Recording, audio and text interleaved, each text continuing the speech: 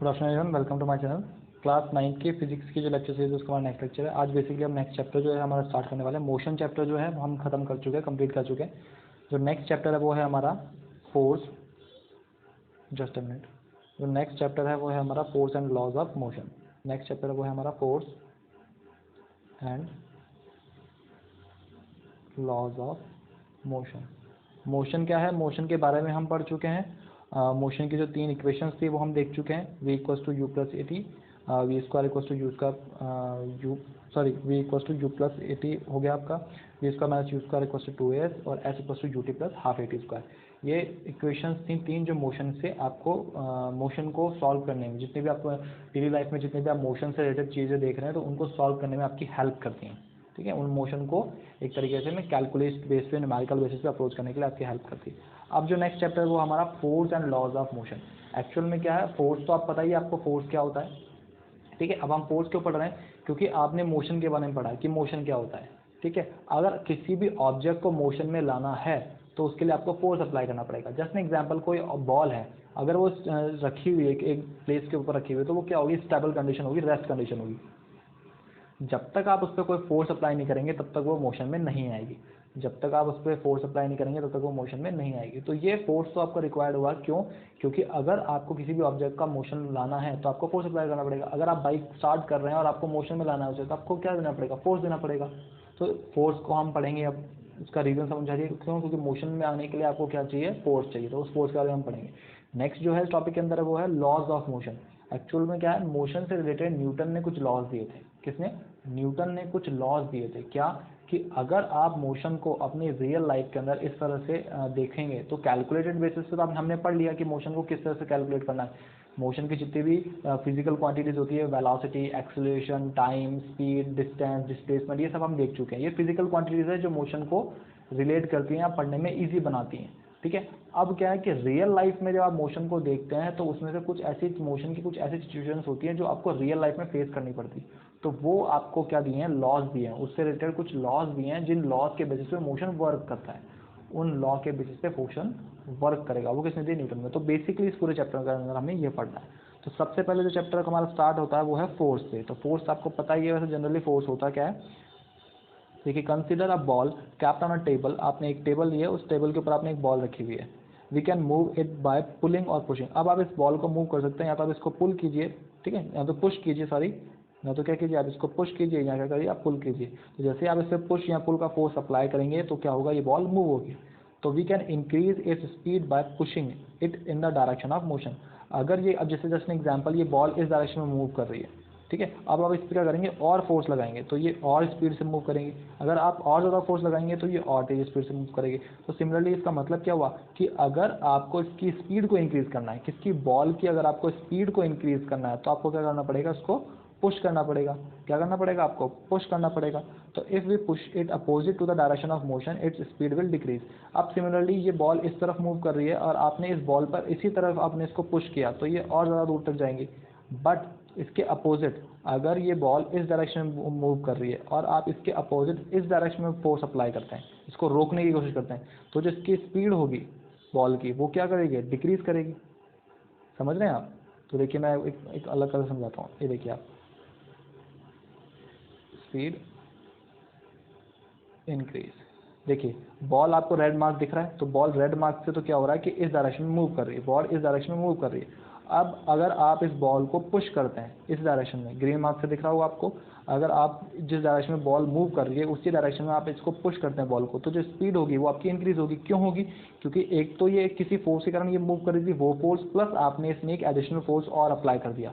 तो अब इन दोनों के फोर्सेस के कॉम्बिनेशन से इसकी स्पीड क्या करेगी, इंक्रीज करेगी। अब आप आइए इधर सेकंड केस के अंदर, बॉल किस तरफ मूव कर रही है, रेड डायरेक्शन आप देख पा रहे होंगे, इस तरफ मूव कर रही है, बट आपने इसके अपोजिट डायरेक्शन में एक पुल लगाया, ठीक है, इस तरफ एक फुल फोर्स लगा दिया, जिस कारण क्या हुआ, ये बॉल पीछे तरफ आएगी। तो आप देखिए इस रेड वाले और इस ब्लू वाले फोर्स के कारण, ठीक है, ये जो रेड वाला फोर्स है और ये जो ब्लू वाला फोर्स है, इन दोनों फोर्स के कारण क्या होगा, इसकी स्पीड क्या करेगी, डिक्रीज करेगी। क्यों? क्योंकि दोनों अपोजिट डायरेक्शन में, ये इस डायरेक्शन में है जो आपने पुल अप्लाई करा, और जो बॉल एक्चुअल में मूव कर रही है वो इस डायरेक्शन में है, तो दोनों अपोजिट डायरेक्शन में होने के कारण क्या होगा, इसकी स्पीड डिक्रीज करेगी।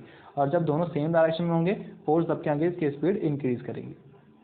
ठीक है, तो आपने अगर एक पुश और पुल लगाया, ठीक है। अगर आप बॉल की मूविंग डायरेक्शन के अंदर ही पुश या पुल लगाते हैं, पुश या पुल लगाते हैं जिस डायरेक्शन में बॉल मूव कर रही है उसी डायरेक्शन में, तो बॉल की स्पीड इंक्रीज होगी।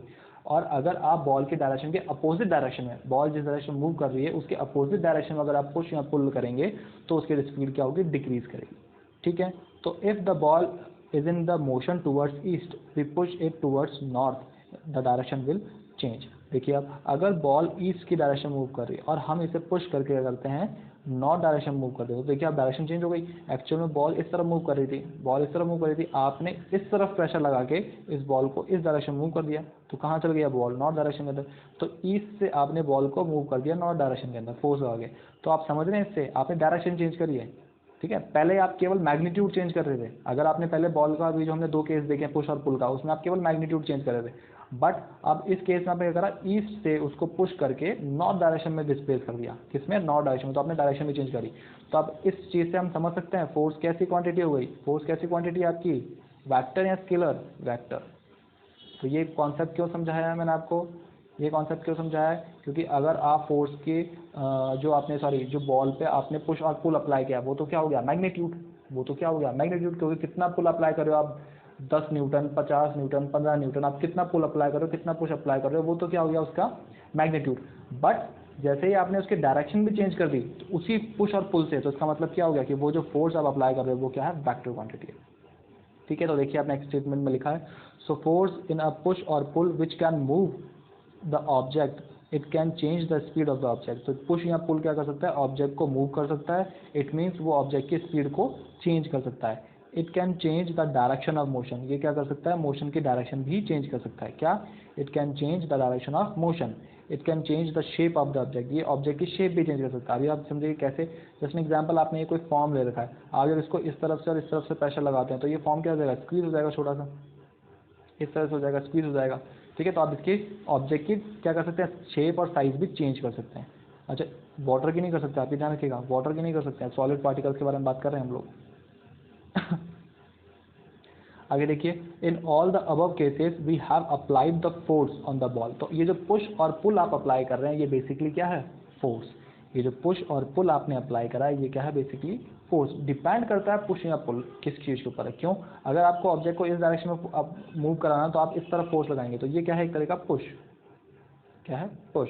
और अगर आपको अपनी तरफ खींचना है इस ऑब्जेक्ट को तो आप क्या लगाएंगे, पुल। आपको नेचुरल आप अपनी लाइफ में भी देखते हैं, कभी आपको किसी चीज़ को अपनी तरफ खींचना होता है तो आप क्या करते हैं, पुल फोर्स अप्लाई करते हैं, और अपने से दूर फेंकना होता है तो क्या करते हैं, पुश करते हैं, ठीक है। तो ये जो पुश और पुल है ये क्या है, आपके फोर्स हैं, ये क्या है, आपके फोर्स हैं। तो जैसे ही आप फोर्स अप्लाई करेंगे तो in all the above cases we have applied the force on the ball and the ball is accelerated. Accelerated कैसे हुई, आपने बॉल पे पुश अप्लाई किया तो बॉल क्या हुई, एक्सेलरेट हुई, मतलब मोशन करना स्टार्ट करी। क्यों, ये इनिशियल वेलोसिटी थी, यहाँ पर कितना हुआ, 0, यहाँ वेलोसिटी कुछ हो गई, जैसे एग्जाम्पल 10, तो एक्सेलरेट हुई नहीं हुई, क्योंकि देखिए आप इस वेलोसिटी से इस पे पहुंची तो एक्सेलरेट हो गई। क्यों, एक्सेलरेशन का फॉर्मूला क्या था, a = v - u/t। 9th class में ध्यान रख लेना, पहले बता देता हूँ, फिजिक्स का अगर एक भी चैप्टर नहीं आता ना तो सारे चैप्टर नहीं आएंगे। फिजिक्स का अगर आपको एक भी चैप्टर नहीं आता तो आपको सारे चैप्टर नहीं आएंगे, सारे चैप्टर लिंक है फिजिक्स के 9th क्लास के अंदर।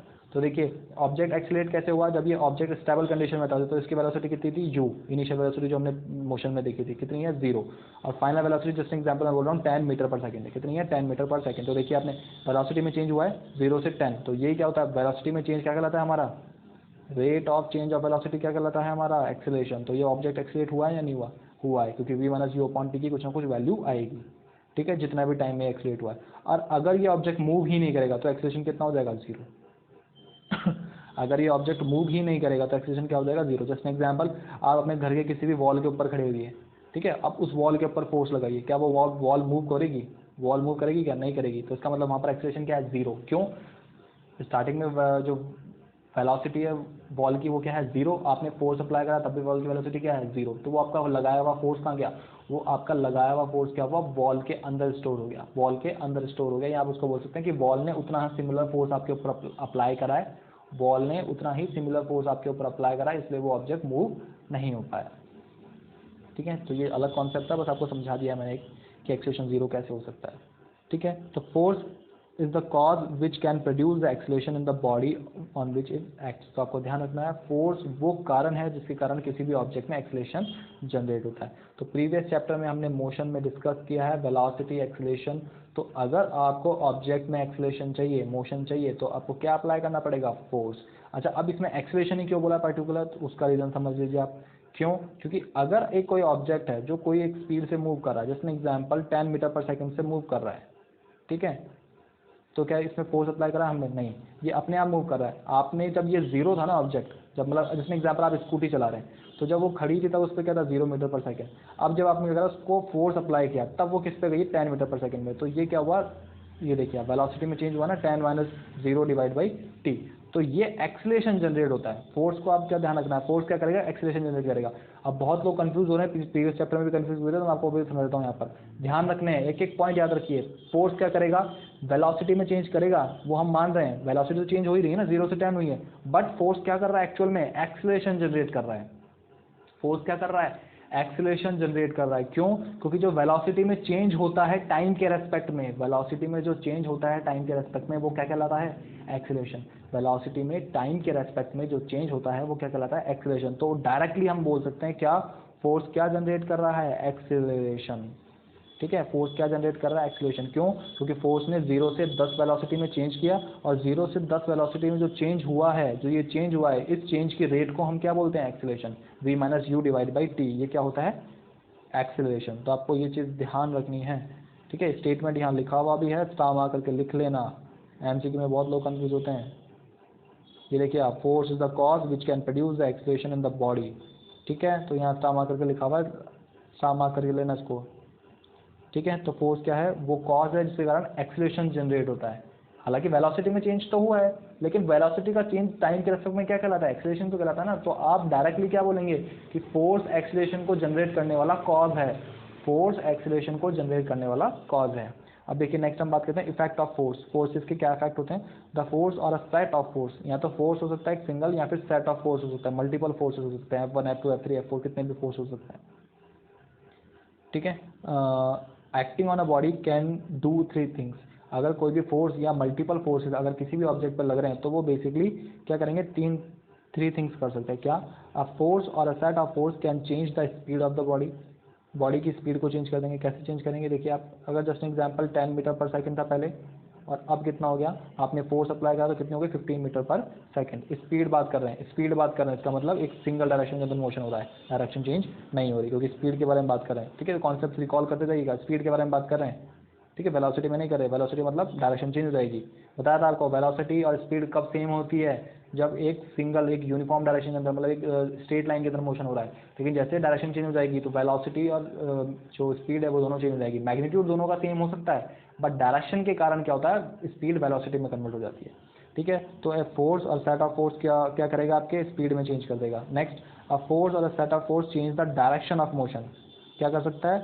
मोशन की डायरेक्शन को चेंज कर सकता है। जैसे इसका मतलब क्या है? वेलोसिटी को चेंज कर सकता है। ऊपर वाला क्या है? स्पीड को चेंज कर सकता है, और क्या कर सकता है? वेलोसिटी में चेंज कर सकता है। तो दोनों को डिफ्रेंशिएट करने के लिए अलग अलग लिखा है। क्या? कि स्पीड में चेंज कर सकता है फोर्स, और डायरेक्शन में भी चेंज कर सकता है। क्यों? जैसे एग्जाम्पल, ये 0 से 10 मीटर पर सेकंड थी यहाँ तक, तो ये क्या हुआ है? स्पीड में चेंज हुआ है। क्या हुआ है? स्पीड में चेंज हुआ है। फोर्स ने या मल्टीपल फोर्सेज ने स्पीड में चेंज किया। अब जिसमें एग्जाम्पल यहाँ से ये यहाँ हो गया, ठीक है, यहाँ 10 था और यहाँ से कितना हो गया? 20 हो गया अभी, ठीक है। तो अब ये क्या करा है इसमें? देखो यहाँ पर, तो यहाँ फोर्स लगाया मैंने F1, और यहाँ फोर्स लगाया मैंने F2। तो F1 फोर्स ने तो किस में चेंज करा है? स्पीड में। और F2 फोर्स ने किस में चेंज करा है? डायरेक्शन में।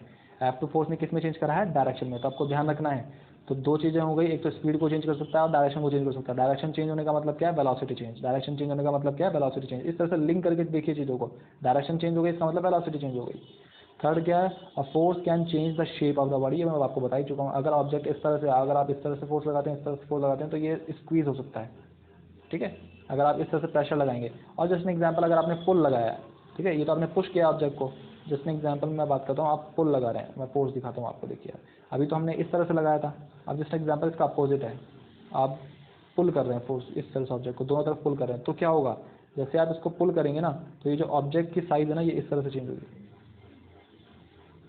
अब जो नई साइज होगी वो इस तरह से हो जाएगी, ये पुल हो जाएगा, इस तरह से फोर्स, ये ऑब्जेक्ट हो जाएगा। तो रेड वाली पोजीशन से अब ये पर्पल वाली पोजीशन पे आ जाएगा ऑब्जेक्ट। तो जैसे आप अगर ये इलास्टिक होगा तो जैसे आप फोर्स हटाएंगे ये वापस इस रेड वाली पोजीशन पे आ जाएगा, अगर ये इलास्टिक नेचर का होगा तो। देखते हैं ना आप रबर बैंड को खींचते हैं, तो जैसे आपने रबर बैंड को इस तरह से खींचा, दोनों इस डायरेक्शन में खींचे आप, अगर आप इसको इस तरह से खींचेंगे, इस तरफ और इस तरफ खींचेंगे, तो रबर बैंड क्या होता है, साइज बढ़ जाती है ना, इस तरह बढ़ जाती है। और अगर आप उसको प्रेस करते हैं, जैसे कि इस फॉर्म को प्रेस करते हैं, तो साइज कम हो जाती है।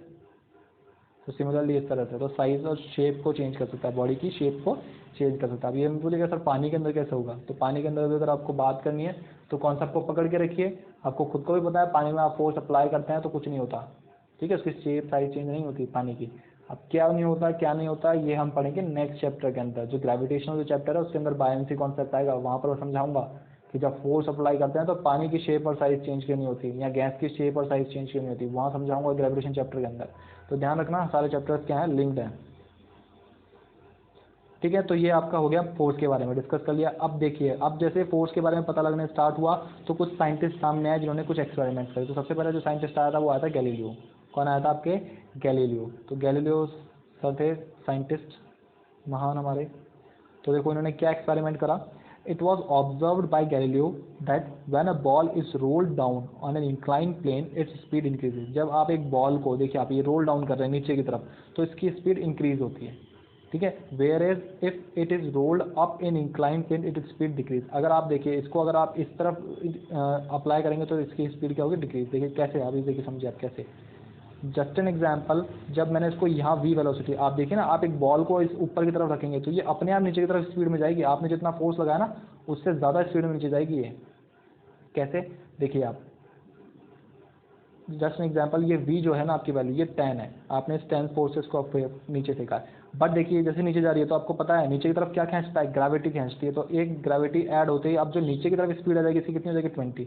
तो ये जो v डैश हुआ ये कितना हो जाएगा आपका, 20। तो इस तरह से हम बोल सकते हैं क्या, v dash is greater than v dash is greater than v। तो जब भी हम किसी इंक्लाइन प्लेन में अगर किसी बॉल को नीचे की डाउनवर्ड डायरेक्शन के अंदर क्या करेंगे, ड्रॉप करेंगे, तो उसकी स्पीड ऑटोमेटिकली इंक्रीज होगी। रीजन बता दिया मैंने आपको, 10 मीटर से आपने फेंकी, 10 मीटर ग्रेविटी फोर्स लग रहा, तो ग्रेविटी फोर्स के कारण क्या हो गया, ये 20 हो गया। तो जो फाइनल वेलोसिटी नीचे की डायरेक्शन में मिलेगी आपको मिलेगी 20, एक्चुअल में आपने कितनी दी थी 10। तो इसका मतलब क्या हो गया, जो आपने अप्लाई करी v वो क्या होगी, छोटी होगी, जो उस पर बॉल के ऊपर एक्चुअल में अप्लाई हो रही है v डैश 20। तो यहीं पर आपके लिखा है, देखिए v dash is greater than v dash is greater than v। अब फुल अपर डायरेक्शन में देख लेते हैं, जब आप बॉल को अपर डायरेक्शन मूव करेंगे तो देखिए सिमिलरली 10 आपने अप्लाई करा,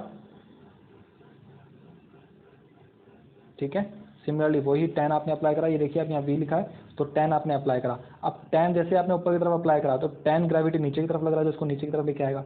तो जस्ट एन एग्जांपल, इसको मैं 10 नहीं लेके थोड़ा कुछ वैल्यू बढ़ा लेता हूँ, ताकि नहीं तो 0 हो जाएगी वैल्यू, सॉरी। देखिए अब जस्ट एन एग्जांपल, आपने कितना ले लिया, 20 वैल्यू ले ली, कि आपने जो अपर डायरेक्शन के अंदर फोर्स अप्लाई करा वो कितना है 20, और नीचे की तरफ जो एक ग्रेविटी फोर्स लग रहा है वो कितना है 10। तो जो रिजल्टेंट बचा वो कितना बचेगा, ऊपर की तरफ 10।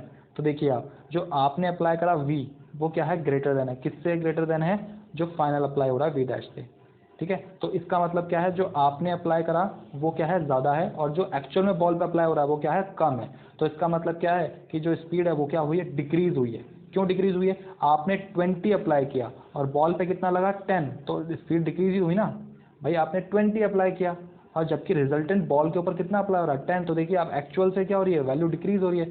सिमिलरली उसमें क्या था कि आपने 10 अप्लाई करा, बट ग्रेविटी के कारण क्या हो रहा था, उसमें 20 हो रहा था, किसमें, इस वाले केस में, फर्स्ट केस के अंदर, तो उसमें स्पीड इंक्रीज हो रही थी, बट इसमें स्पीड क्या हो रही है, डिक्रीज हो रही है। आप समझ भी सकते हैं, आप इसको प्रैक्टिकली भी करके दे सकते हैं, ये तो मैं आपको न्यूमेरिकली बता दिया, आप प्रैक्टिकली खुद करके दे सकते हैं कि इंक्लाइन प्लेन बनाइए, एक बॉल को थोड़ा सा हल्का सा ड्रॉप कीजिए, तो देखिए वो फटाफट फटाफट आएगी, और जैसे आप बॉल को ऊपर की तरफ फेंकेंगे तो वो बहुत धीरे जाएगी, ठीक है। तो ये गैलीलियो ने सबसे पहले एक्सपेरिमेंट करके देखा था कि स्पीड डिक्रीज और इंक्रीज कैसे करोगे।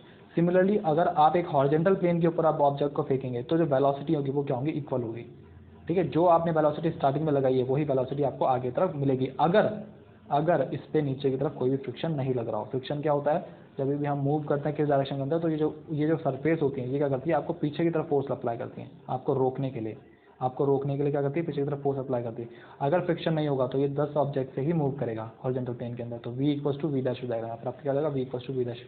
तो moving in speed increase, moving up speed decrease, और moving horizontally speed remain constant. अगर आप हॉरिजॉन्टली मूव कर रहे हैं तो स्पीड क्या होगी, आपकी रिमेन कांस्टेंट रहेगी। तो इस तरह से गैलीलियो का एक्सपेरिमेंट था, फोर्स के बारे में बता चुका हूँ क्या होता है। नेक्स्ट हम बात करते हैं एक्सपेरिमेंट 2। ठीक है, तो देखिए एक्सपेरिमेंट 2 क्या है, when a ball sign released, ठीक है, ball sign released on the inner surface of a smooth hemisphere. ये आप देखिए एक हेमिस्फीयर बना हुआ है, देख पा रहे हैं आप यहाँ पर, ये एक हेमिस्फीयर बना हुआ है। इस हेमिस्फीयर के अंदर अगर आप बॉल को रिलीज करते हैं, it will move to the other side and reach the same height. जब आप इस बॉल को मूव करेंगे ना, आप देखिए जब आपने बॉल को यहाँ से ड्रॉप किया तो ये अपने आप ये बॉल इस हाइट तक पहुँचेगी जो इसका सेम लेवल होगा। ठीक है, देख रहे हैं आप ये डैश डैश लाइन से मीट किया हुआ है, तो सेम लेवल हाइट तक क्या करेगी, बॉल मूव करेगी and reach the same height, become coming to the rest momentarily. और उसके बाद क्या होगा, जैसे ये यहाँ जाएगी फिर उसके बाद इस तरह से यहाँ आएगी, फिर उसके बाद यहाँ आएगी, इस तरह से यहाँ आएगी और फिर स्लो हो जाएगी। ठीक है, देखिए किस तरह से मूव होता है। अगर आपने यहाँ से स्टार्ट करी है तो ये यहाँ से सिमिलरली इसके हाइट तक जाएगी। ठीक है, अब जैसे ही अब ये जब वापस इस तरफ आएगी तो क्या होगा, अब इसकी हाइट थोड़ी कम हो जाएगी और फिर वापस ये इस तरफ जाएगी तो सिमिलरली हाइट तक जाएगी। ठीक है, अब वापस जब ये वापस नीचे आएंगी तो फिर क्या होगा, अब वापस ये थोड़ा सा नीचे जाएंगी और ये इस तरह से धीरे धीरे करके क्या होता है कि स्टॉप हो जाती है। ठीक है, आराम से करके देख सकते हैं आप ये एक्सपेरिमेंट अपने घर पे भी। ठीक है, तो ये हेमिस्फीयर में इस तरह से होगा। अब आप क्या करते हैं, if the hemisphere is replaced by a surface shown in figure B. अगर आप इस हेमिस्फीयर सरफेस को आप रिप्लेस करते हैं और इस तरह के सरफेस लेके आते हैं, देखिए अब ये प्रॉपर हेमिस्फीयर नहीं है। ठीक है, ये प्रॉपर हेमिस्फीयर नहीं है, तो इस तरह से अगर आप लेके आते हैं तो in order to reach the same height ball will have to move a longer distance. तो आप देखिए यहाँ देखिए, आप अगर मैं इसको यहाँ कट करता हूँ बीच में से, तो ये हाइट इसको ट्रैवल करनी पड़ रही थी बॉल को, सिमिलरली यही हाइट इसको बॉल को ट्रैवल करनी पड़ती थी। अगर अब मैं इसको यहाँ बीच में से कट करता हूँ तो देखिए अब ये हाइट कम है और ये हाइट क्या है, ज़्यादा है। तो अब बॉल को क्या है, हाइट ज़्यादा ट्रैवल करनी पड़ेगी, बॉल को क्या है, हाइट ज़्यादा ट्रैवल करनी पड़ेगी। अगर हेमिस्फीयर है तो परफेक्ट हाइट है दोनों तरफ, बट अगर आप देखेंगे तो यहाँ पर जब इसको कट करेंगे हम, इसकी जो अपर पीक है ये अपर पीक है, तो ये देखिए ये हाइट ज़्यादा है और ये हाइट क्या है, कम है। ठीक है, तो if the other side is made of horizontal, तो देखिए अगर अब बॉल को हम देखें तो लार्जर डिस्टेंस ट्रैवल करनी पड़ेगी। ठीक है, लार्जर डिस्टेंस देख पा रहे हैं आप बी साइड के अंदर, तो देखिए if the other side made horizontal to the ball will never, because it will never be able to reach the same height. अगर आप इस हाइट को, अब इस तरह हाइट को नीचे की तरफ ले आते हैं और इसको हॉरिजॉन्टल में कन्वर्ट करते हैं, तो देखिए अब ये हॉरिजॉन्टल में कन्वर्ट हो गया, तो कभी भी बॉल इस हाइट तक पहुंच ही नहीं पाएगी जो इसकी एक्चुअल में हाइट है। देख रहे हैं आप, कभी भी इस हाइट तक पहुंच ही नहीं पाएगी, वो हमेशा बस इस नीचे डायरेक्शन में जाती रहेगी, कभी भी उस अपवर्ड डायरेक्शन तक नहीं पहुंचेगी। तो इस तरह से आप क्या समझ पा रहे हैं, देखिए आप कि जब अपर पीक से लेफ्ट और राइट साइड के अंदर अगर आपको डिस्टेंस सेम ट्रेवल करनी है, डिस्टेंस अगर सेम ट्रेवल करनी है, तो जो बॉल की एक्चुअल हाइट लेफ्ट साइड में है वही एक्चुअल हाइट बॉल की राइट साइड में होगी।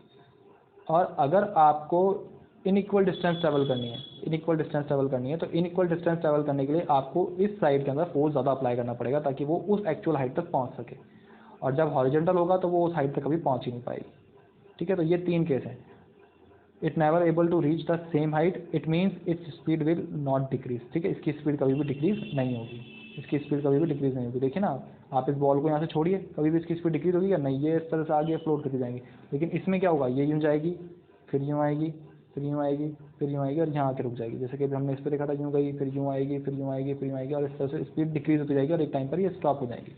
हालांकि स्टॉप तो ये भी होगी, लेकिन इसकी स्पीड डिक्रीज नहीं होगी, ये रेगुलर फ्लो करेगी इस तरह से आराम से। ठीक है, हॉरिजॉन्टल सरफेस के अंदर will uniform velocity on the horizontal surface. आगे देखिए 10, if unbalanced force do not act on a body, the body will either remain at rest or will move with a uniform velocity, it will remain unaccelerated. तो अगर आपने कोई भी unbalance force apply नहीं किया है, कोई भी अनबैलेंस मतलब कोई भी नॉर्मल बैलेंस फोर्स अगर आपने अप्लाई किया है, तो बॉडी या तो क्या करेगी, remain at rest or will move with a uniform velocity. तो या तो बॉडी रेस्ट पे आ जाएगी या एक सेम वेलोसिटी से मूव करेगी। कब, जब आपने अनबैलेंस्ड फोर्स अप्लाई नहीं किया है।